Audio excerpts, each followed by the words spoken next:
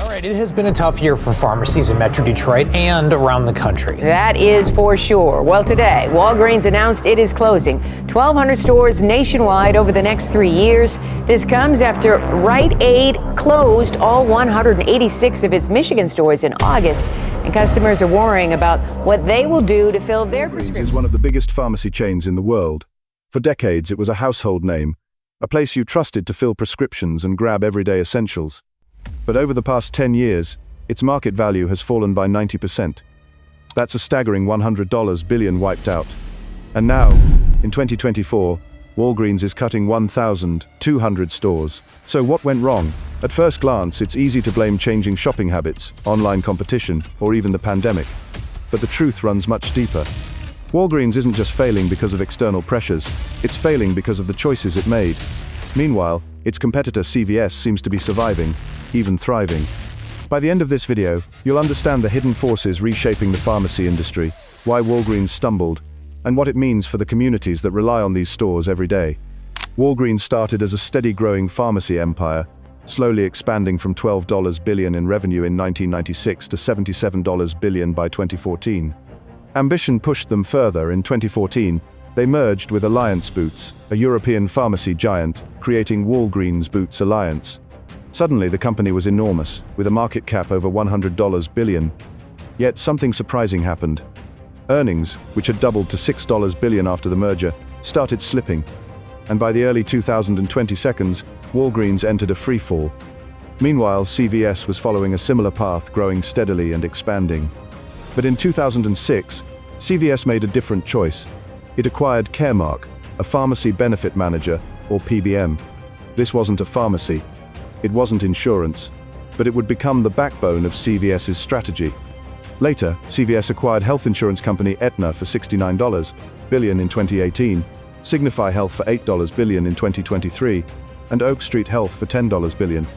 CVS wasn't just a pharmacy anymore, it was building an entire healthcare ecosystem. The result? By 2025, Walgreens reached record revenue of $150 billion, impressive on the surface. But profits told a different story. From $7 billion in 2021 to a $4.6 billion loss in 2022 and $13 billion in 2024. Share prices had dropped 90%.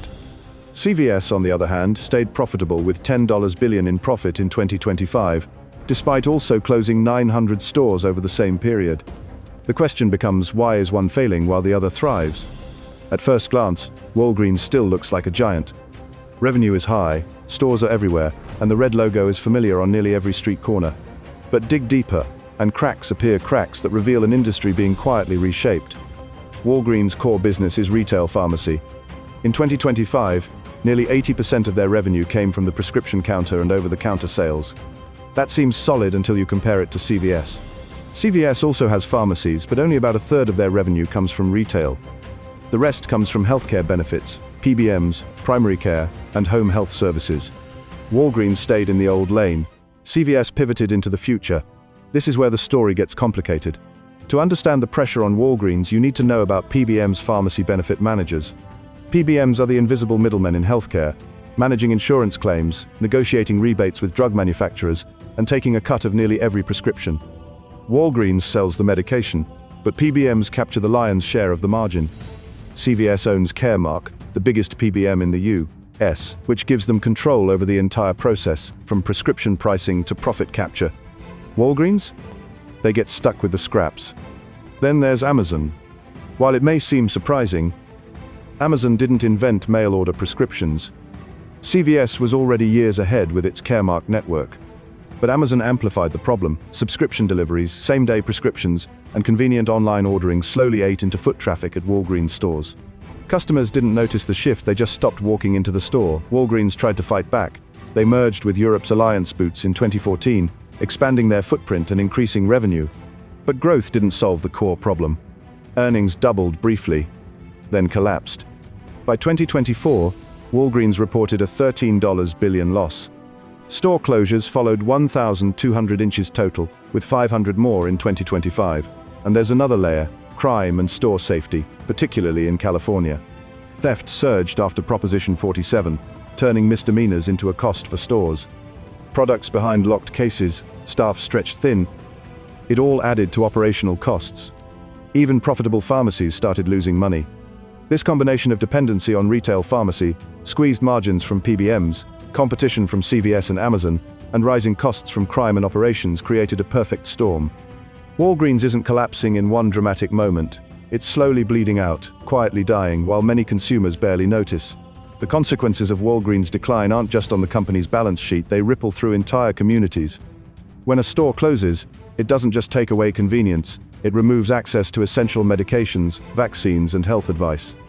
Across the U.S., researchers have coined the term pharmacy desert, areas where residents have little to no access to a local pharmacy. Right now, about 15.8 million Americans live in pharmacy deserts. That's nearly 5% of the population.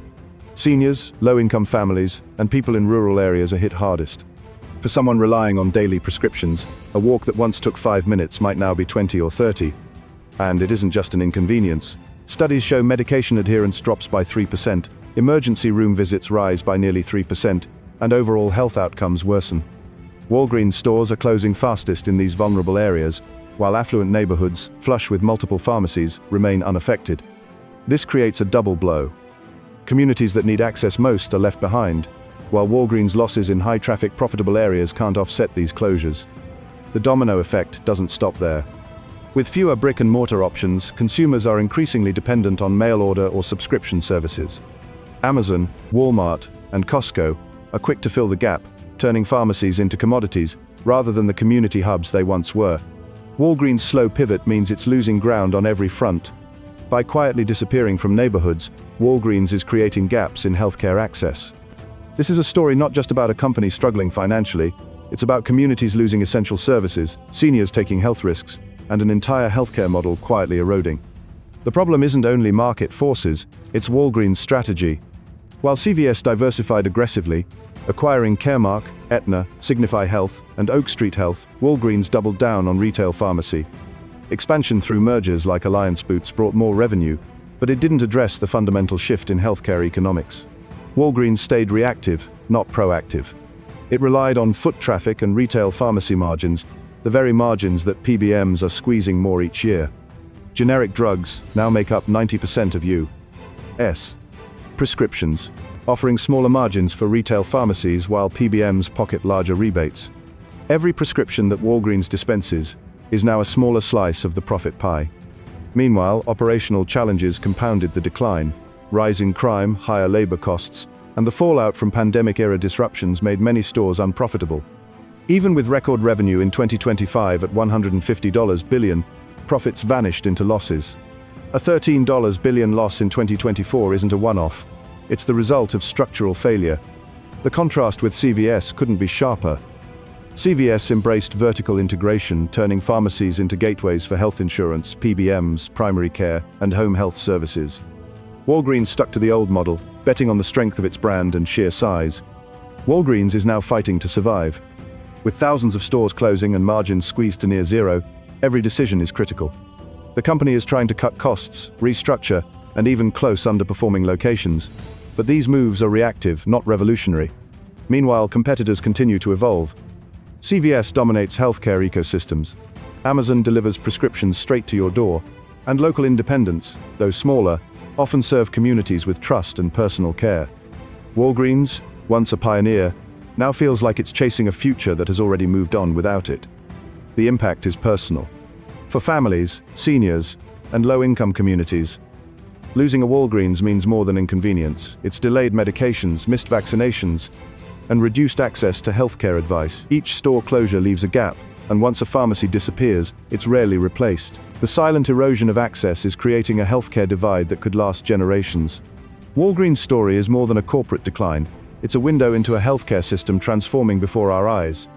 The rise of PBMs, mail-order services, and healthcare ecosystems is reshaping the way Americans get their medicine. In that shift, companies that fail to adapt aren't just losing money, they're losing their role in the community. For Walgreens, the question is simple yet profound. Can it reinvent itself before it disappears from neighborhoods, leaving millions without easy access to essential care? This isn't just a story about a company. It's about the future of healthcare access in America, the impact on vulnerable communities, and a stark reminder, in a world that's changing fast, standing still isn't an option.